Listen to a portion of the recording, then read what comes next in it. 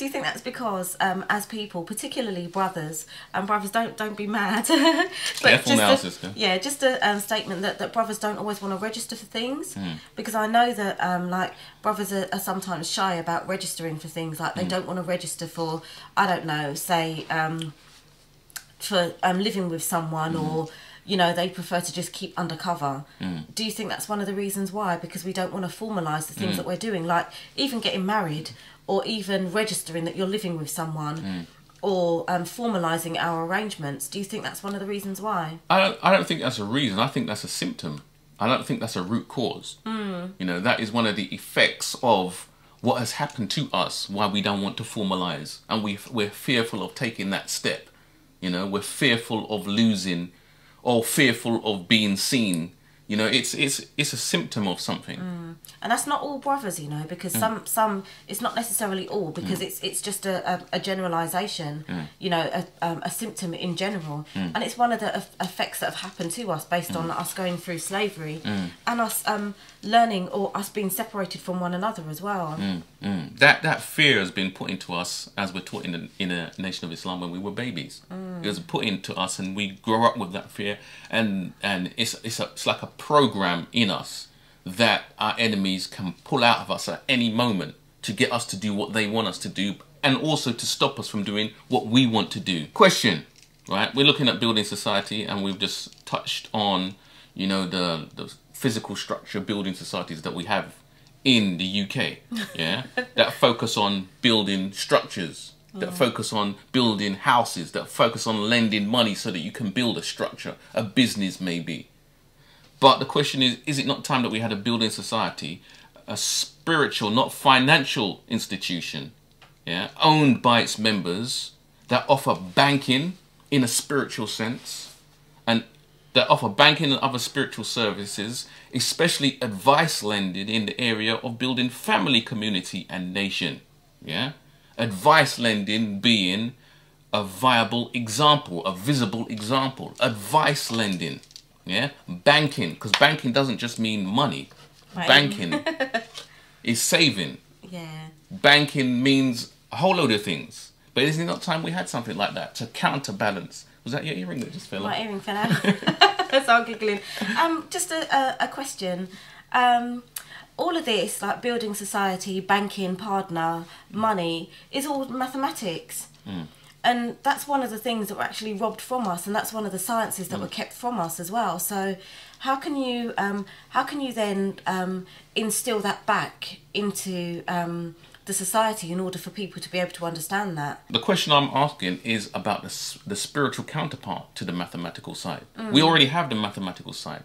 We already have the building societies. But in order for us to have balance, in order for us to reunite family, community and nation with balance, you got to have the spiritual side. But we don't seem to have that. There's no building society on the high street, or is there, that deals with spiritual lending, spiritual advice, you know, the metaphysical side.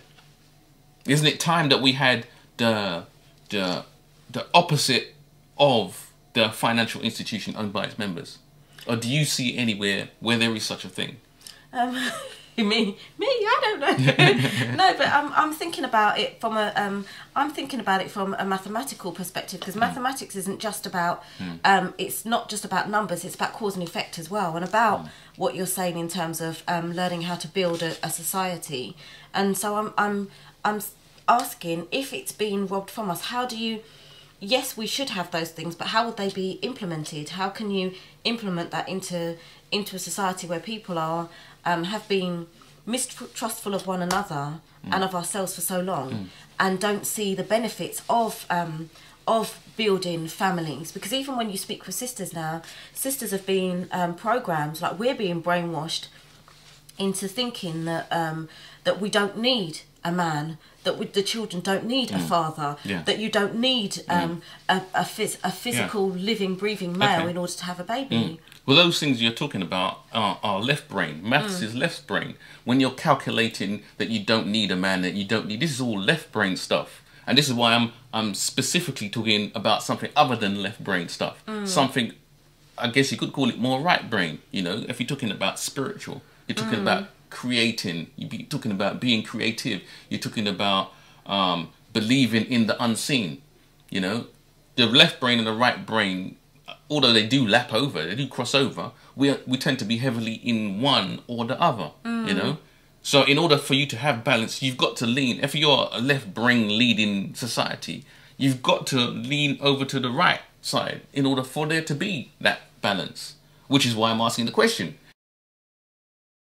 Isn't that what the Nation of Islam is about as well? Come on, sister. Isn't that what about proper religion is about? It's about realigning myself with God, myself with myself, because we don't even know who we are until we don't even know who we are until, you know, we're actually reacquainted with ourselves from a physical and a spiritual perspective. You know, I know that with the Nation of Islam, those are the things that we're taught how to do. We're taught to learn about ourselves, about investing in building societies, whether it's a physical or a spiritual building society. We're taught to invest in those things. We're taught to have savings. You know, Minister Farrakhan said it on the tape last week so beautifully. I felt that. Minister Farrakhan said so beautifully last week, he said, if you don't have any money, if you don't have any savings, you're a slave. So, you know, if we don't have anything saved, and if we're not even planning on saving and instituting things for ourselves and our children, then really we're still living a slave existence. So most definitely. And I think that's one of the things that that I love about the Nation of Islam, that by its nature, those are the things that it's supposed to instill.